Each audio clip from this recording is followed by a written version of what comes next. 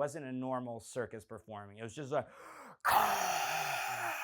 ladies and gentlemen, welcome to the stage, the Jabbawockeez. Oh, it was gonna be so cool and be like, this is Richy, and I do what needs to be done. But this is Richy, and yeah, I kind of do what needs to be done. Former gymnast, so a bit of a jack of all trades who has a penchant to lean towards making people laugh.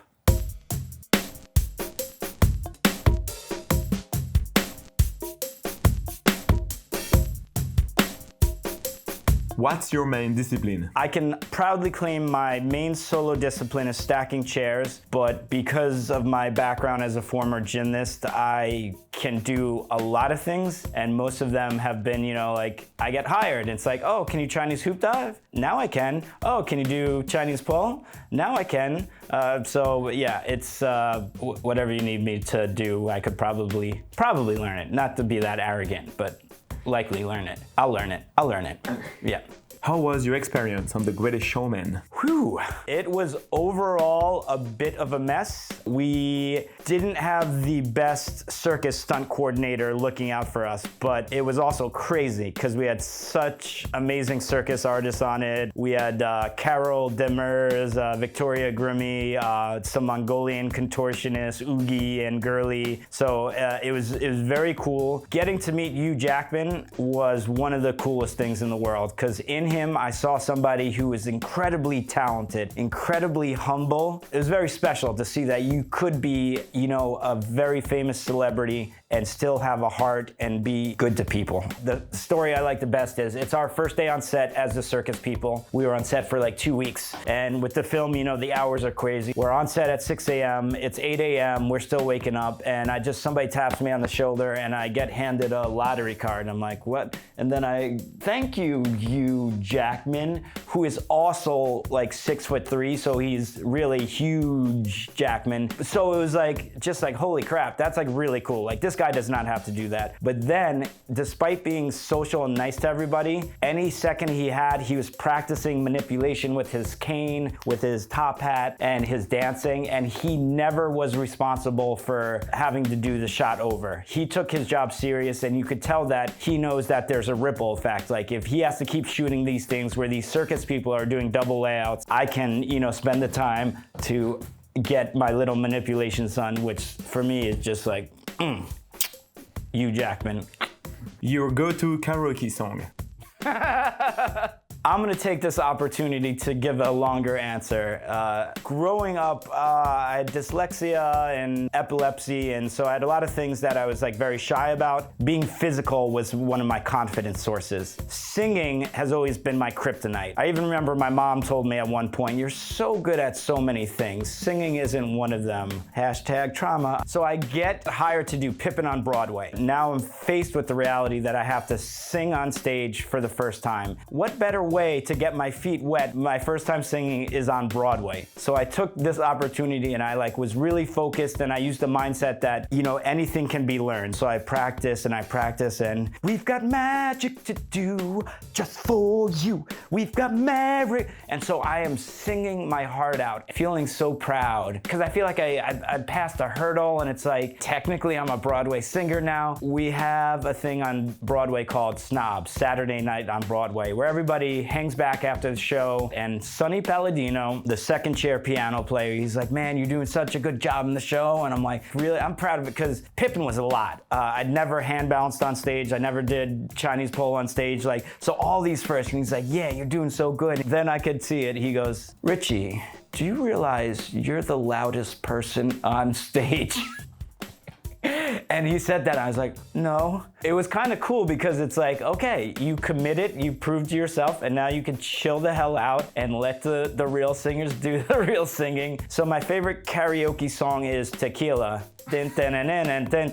Tequila. Do you have a warm-up ritual? Not necessarily, but I always need the thoroughly warm up my body to the point where it's so warmed up that I know I can't get injured, or that's like the mentality. Like I don't leave it to chance, like, oh, my body will warm up as I start doing the show. I always take the time to fully get my body awake so I have more confidence in being on stage. Your favorite pizza topping? Pepperoni.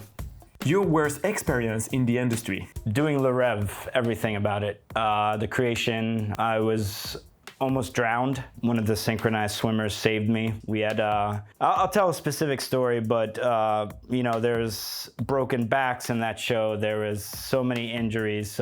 We were not seen as people. We were seen as props. All artists in the pool. All artists get closer.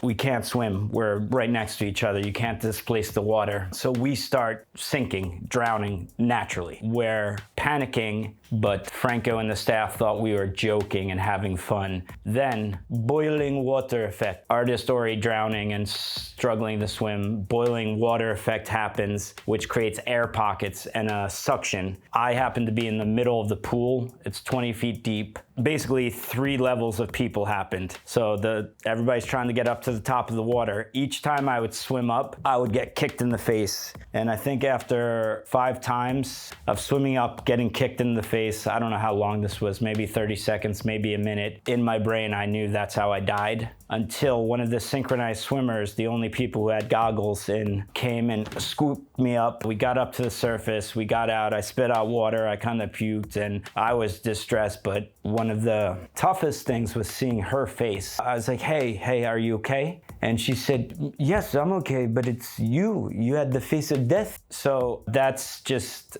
emblematic about the whole experience. Worst moment, being a member of Rêve.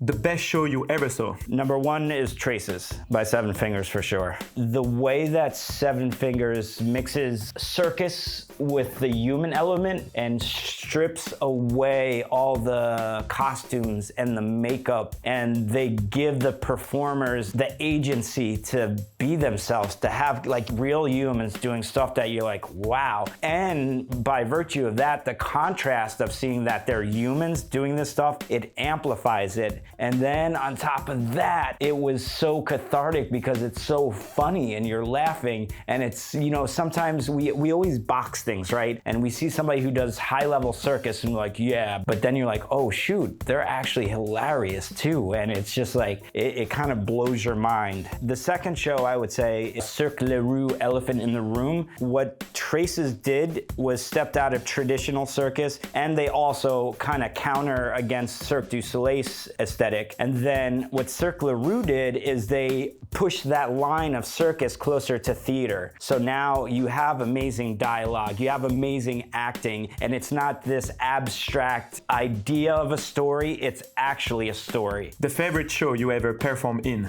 Man, that's a tricky one. It's between 3. I did a show in San Francisco with one of my Pippin colleagues, Ryan Griffiths, and it was a very small cast. It was a very intimate theater, and it was just really cool. And it was one of those things where we had free reign to do ourselves, like our choice of character, style, and it was just so liberating and free. Number 2, I got an emergency replacement call to work with Cirque Alfonse. I got flown out the next day. I learned the show in 5 hours, and then I performed it. And if you've ever seen a Cirque Alfonse show, like their energy is just so crazy, and they do the craziest stuff. So it's always something familiar, but they put their twist on it. So I'm doing Rolla Bola with 3 other people, and then the dad of Antoine is like almost 80 years old, and he's on a perch 20 feet in the air. But I think why it was one of my favorite performances is that the trust and conviction they have. They're like, don't worry,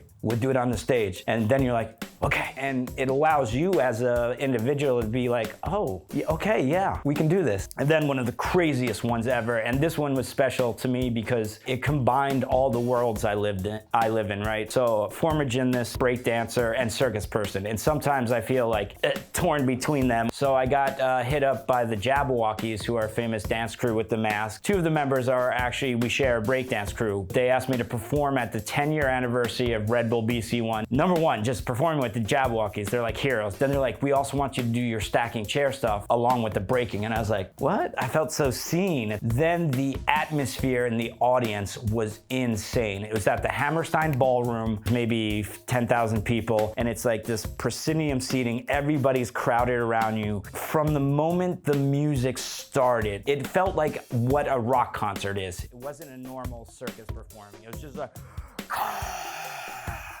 ladies and gentlemen, welcome to the stage for Jabbawockeez. And I also loved it because there's a beauty in the mask and having equality on stage with people, because it allows you, like, you're still you, but there's an element of stripping the ego, and it focuses on the group as the most important thing. And it was very evident that that method is phenomenal, because the response from the audience was the best I've ever had. What's underrated? Underrated in life. This one I could tell for certainty. The basic things. Staying in bed 20 minutes later, laying on the couch, watching TV, doing nothing. And I think this is very unique to circus people who travel a lot. Some of our biggest enjoyment comes from doing nothing.